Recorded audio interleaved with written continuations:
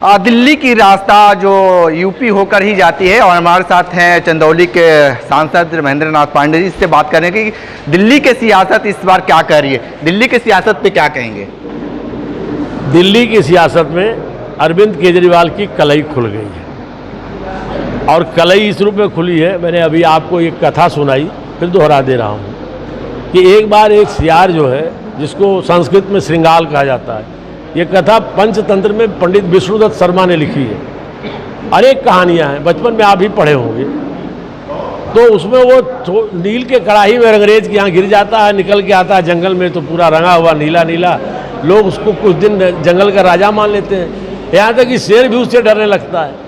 तो उसी तरह का यह जो आपको याद है कि केजरीवाल का पुराना संगठन क्या था, इंडिया अगेंस्ट करप्शन, जो अन्ना आंदोलन के संग जुड़ा।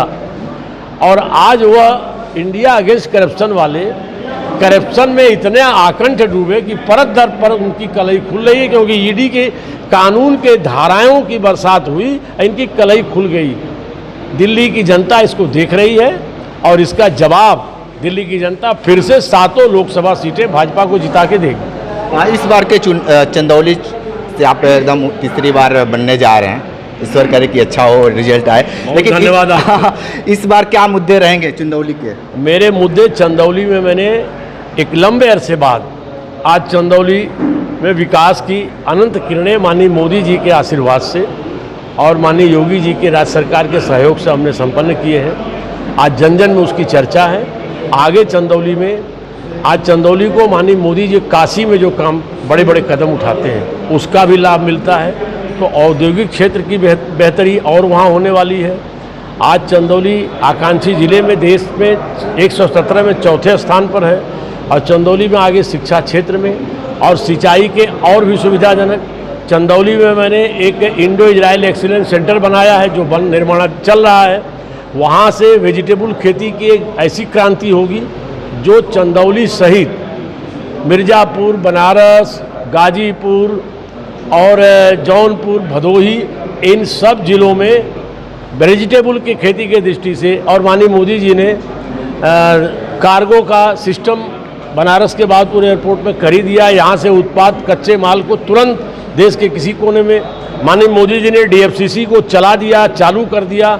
कच्चे उत्पाद देश के किसी हिस्से में आसान भाड़ों पर जा सकते हैं। चंदौली को सबका लाभ उठेगा, मिलेगा। और ऐसी तमाम, और शिक्षा क्षेत्र में मैं कुछ नए बड़े कदम वहाँ उठाऊंगा। जैसे कि चुनाव चाहे छोटा हो चाहे बड़ा हो, हमेशा मोदी जी का ही नाम क्यों आता है? आप इतना काम क्यों नहीं कर देते कि सिर्फ आपका नाम आता है? नहीं, मेरा नाम, हम लोग देखिए, हमारे सर्वोच्च नेता हैं और मोदी जी ने भारतीय राजनीति के अपने कर्मों से परिभाषा बदल दी है। आज मोदी जी के चलते आपको एक वाक्य में बोलूँगा, राठी जी, एक वाक्य में बोलूँगा, कोई भी सरकार रहती थी तो सरकार के 5 साल के बाद एक शब्द चलता था, एंटी इनकम्बेंसी, सरकार के कारण आक्रोश। आज मोदी जी के कारण पूरे देश में प्रो कम्बेंसी चल रही है, सरकार के अच्छे कामों का जन समर्थन। तो ये बात तो कहना पड़ेगा जनतंत्र में, जनता के सामने, इसलिए मोदी जी का नाम हम लेंगे। आज लेते हैं, हमेशा लेते रहेंगे। और आपके माध्यम से कहना चाहूँगा, भारतीय राजनीति में अनंत काल तक नरेंद्र मोदी का नाम लिया जाता रहेगा। बिल्कुल। तो आप सुन रहे थे महेंद्र नाथ पांडे जी को बहुत सारी बातें बताए हैं, विशेष रिपोर्ट कर रहे थे। हमारे साथ बने रहे कैंडी बनारसी के साथ, हमें दीजिए इजाज़त। नमस्कार।